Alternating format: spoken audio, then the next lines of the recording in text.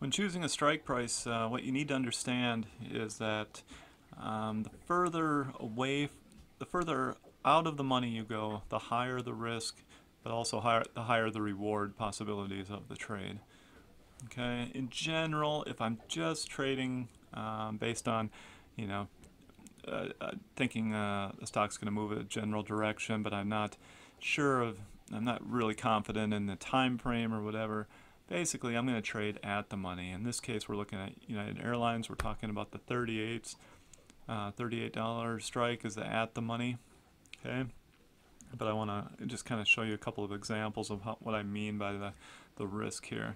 So I'm going to start. Actually, I'm going to talk about 34. So let's start with the 34 calls. Okay, those are in the money. Those are currently $4 in the money. They have a higher delta right now because they're in the money. They're 68 delta, whereas at the money is 59. Okay, what we're looking at here is when I'm looking at the delta, I can see that the change in a $1 change in the price of the stock is going to mean for the price of the option.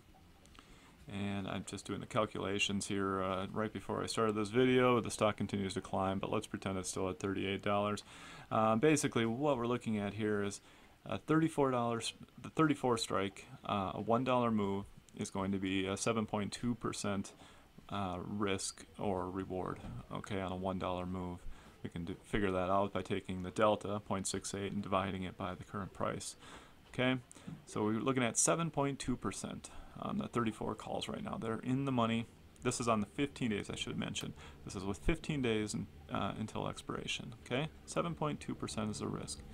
If we move up to at the money, the 38 calls, okay, the risk or reward, depending on which way the stock goes, if it moves $1 up or $1 down, is 8.2%. Okay, for every $1 move, you're going to make 8.2%.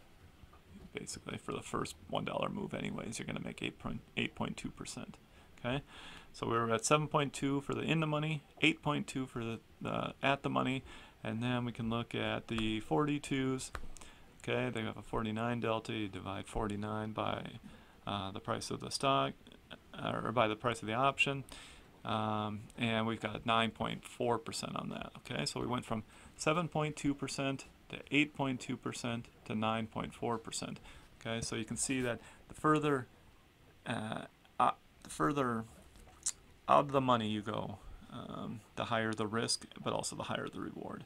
Okay, but that's also going to change over time, because the less time that's remaining, the less likely it is that these out of the money calls are going to become in the money. Okay, that they're going to have any worth at expiration. So let's take a look at that. Clear this and then go to 2 days remaining. Okay, now think about that. Here we are, we're at $38. The chance of the stock going to $42, obviously, where it would actually become worth something, is less, because there's only 2 days less, or excuse me, 2 days left before expiration versus 15 days.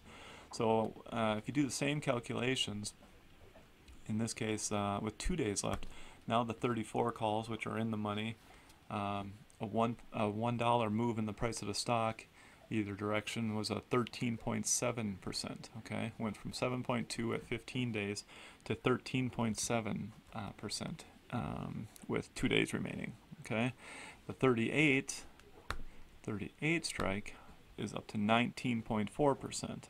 A $1 move is going to move your options 19.4%. Okay, so you can see that the risk and the reward is increasing as you go up. Okay, that 19.4% at the money is sort of a base. Okay, and we're looking at the 42s, which are well out of the money at this point, at 10% or so out of the money. They are going to move 26.3% right now based on the delta. If you divide the delta by the price of the option, you've got a 26.3% move if the stock were to take off now, $1 either direction.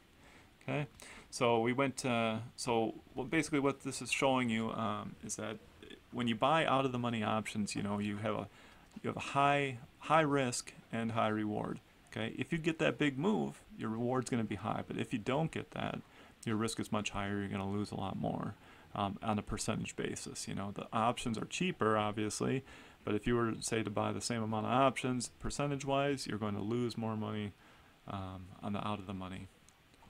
But if you get that big move, then you're going to make more money on a percentage basis on the out of the money. So that's really all there is to it. I just wanted to show you kind of the differences in strikes, how we can go about choosing strike prices.